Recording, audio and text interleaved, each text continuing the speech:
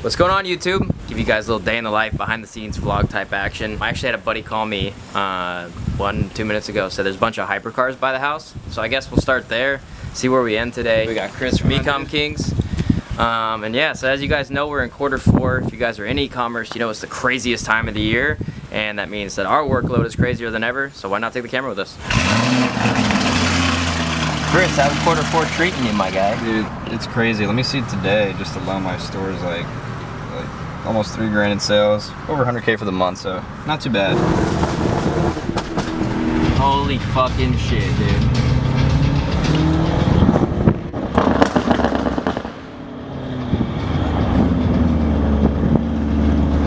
I've been coming here for the last 5 years.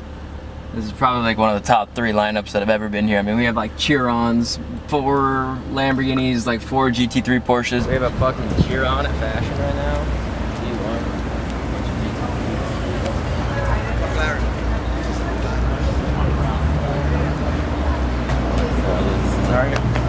Good. Yeah, dude. It's got a truck from North Carolina right now. Shit. For real? Yeah, 3,000 miles. The McLaren P1 is literally straight carbon fiber. Look at this. Yo, is this the next move? Not for me, man. Lambo for life. There's just fucking levels, man. You got $300,000 Performante and a $3 million Bugatti and a $1 million McLaren. So what we're doing now is we're dealing with a situation with a client didn't follow directions correctly and got their accounts linked.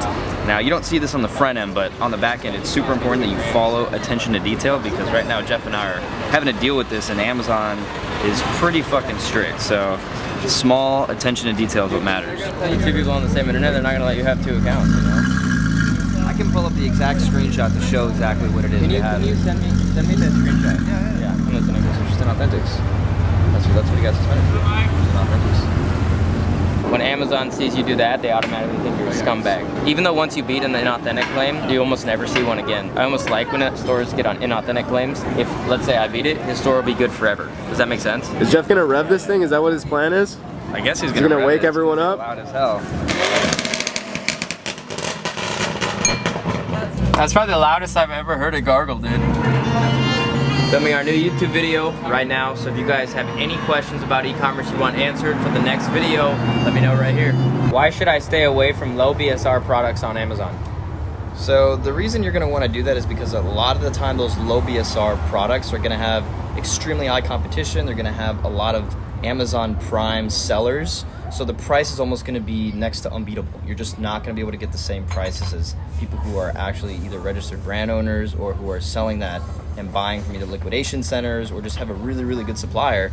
You're going to be doing retail most likely. So if you're going after a low BSR, that means it's selling and it's flying off the shelf almost instantaneously. So just keep in mind that if you're going to compete against that, you're going to have to either list your items so cheap where you're going to lose money, or you're just to have better margins. Yeah, you're just not going to make any sales close to an item that's like 100,000-ish BSR. It's different than an item that's like 10,000 BSR. If you had $1,000, what would you start with and how would you do it?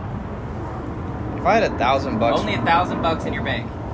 If I had $1,000 in my bank, what I would do is get a job, man. $1,000 really isn't enough to really start investing into something. I didn't have $1,000 like that in my bank before I started. I grew, I got a job, I got enough to where I actually wanted to do something with it. So if you got $1,000, go get a job, save up more until you can actually start a business comfortably, not start and 2 months later be out because you're out of money. So that's just what I think is the best advice. Also, the throw off here is if you only have $1,000 with no credit, it's a lot different than having $1,000 with a ton of capital behind you on your credit side. You have a full $10,000 balance on a credit card.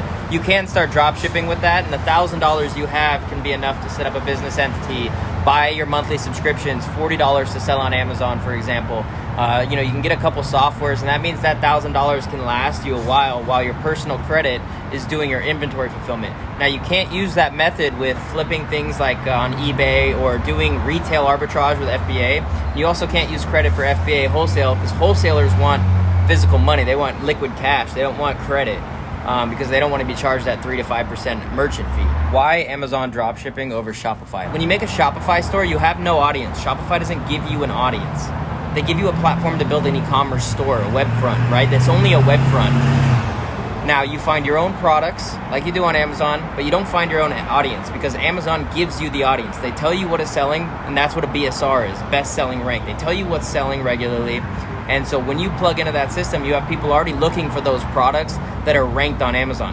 Now, when you start a Shopify store, it means, number one, you have to find good products that are like convenient, that are popular to sell, and that are, kind of attractive.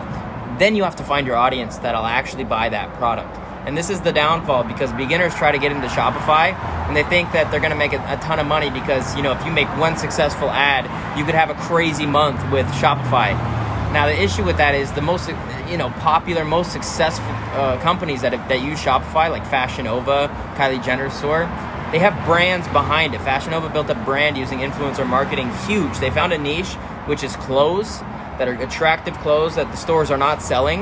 And then now their brand keeps pushing those products. So if you're just using some gimmicky Shopify product and you have no experience with Facebook ads, influencer marketing, you're now going to have to spend a ton of money and a ton of time learning how to get that audience to buy from you. Thing is you can run ads for pennies all day, but that doesn't mean that ad is going to convert to $1. If you spend 10 cents and you make $3, that doesn't mean if you spend $10 you're gonna make 300. Ads don't convert like that always, because sometimes things just don't line up like that. With Amazon, you really just keep finding profitable products. Those products that you find will stay on your store the next month. So that one, if you get one good ad set, right, that goes and it makes you a ton of money one month, but it stops working because the audience is burnt out, you have to build a new audience, you now go back to zero for your store. With Amazon, once you find the profitable products, they're there, right? They're still right there in front of you on your storefront, selling every single month.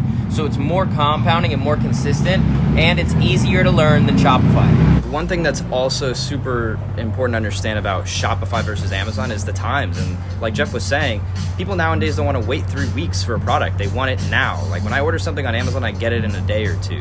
If you're ordering something when your supplier is from China, it's going to take you 3-4 weeks for your customer to get it. And you got to go through quality control, make sure the product is actually legitimate, it doesn't have any issues. When you're doing retail arbitrage on Amazon, you're getting them from trusted suppliers and sources that have already vetted those products. They've already cleared customs. They're guaranteed those shipping times because they want you to keep on buying from them. So that's one of the main differences. And I guess the last thing I would say is Shopify is very difficult to replicate someone's success because everything has to be so unique. Somebody who launches a yoga product brand is going to have completely different results than somebody who launches a ping pong table brand. Vastly different audiences. You got to be willing to just throw money into it just to see if it works. So it's so much harder. With dropshipping, somebody could literally just go in, learn the process, and start making sales literally the same day or 2 days later. So it's really just a matter of learning that skill set. Is it possible? Yes, but just know what you're getting yourself into. It's much more difficult, much more time consuming. When you're doing Shopify, you're not buying Shopify training. The Shopify is just your storefront. That's all it is. When these people are telling you how easy it is and how they did 100,000 in sales and blah, blah, blah, blah, what you're really buying into is how they get that audience to do 100,000 in sales. And when you realize how hard it is, the business model is not as hypey as you think it is. Shopify can work, and I name brands that do it really well. And there's people that use that method where they just drop ship random products and they are successful. The thing is it's a little amount of people that see real results on Shopify. It works, right? That method works. Just it's not going to be a widespread business model that people can just get into for $300. That's just the reality of it. What is the thing that you are most proud of with your success in business? And I'll tell you this, the thing I'm most proud of is the fact that the business has given me time and freedom to find real happiness in life. A lot of people live their lives with jobs that they hate, living lives that they're not happy with. And without that freedom, how do you find real happiness in your soul with what you have and what you're doing? It's not all about the materialistic things. If you don't have enough time to spend with the people you want to spend it with, I feel like that'll be a part of the reason you're unhappy in life.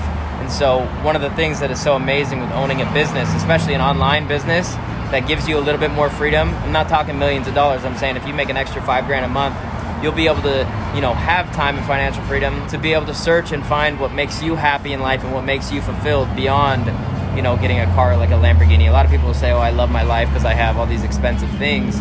But the reality is I love my life because I have the time to find people I want to spend my life with. I have time to really get to know people and really find what's important in life. So this guy just asked, why is Q4 so special and why are all these e-commerce people talking about it all the time? So the main reason why Q4 is the biggest and why everyone talks about it is because it's the time of the year where everybody buys things. Just because it's Christmas, Thanksgiving, Black Friday, whatever you have. So people want to go and buy. They're in a buying mood. And now, since it's so easy to buy online, literally it takes you 2 seconds to buy something. That's where all the money is. I will say, though, that even though Q4 is so massive, when you're building an online business like that, think long term and don't just only think Q4, because what's the use of having a store that only sells you during the holidays and then doesn't produce anything during the year? A lot of the businesses use the entire year to gauge how they want to sell in Q4. So just keep in mind that the process of getting to Q4 is almost just as important as making sure you're successful in fourth quarter.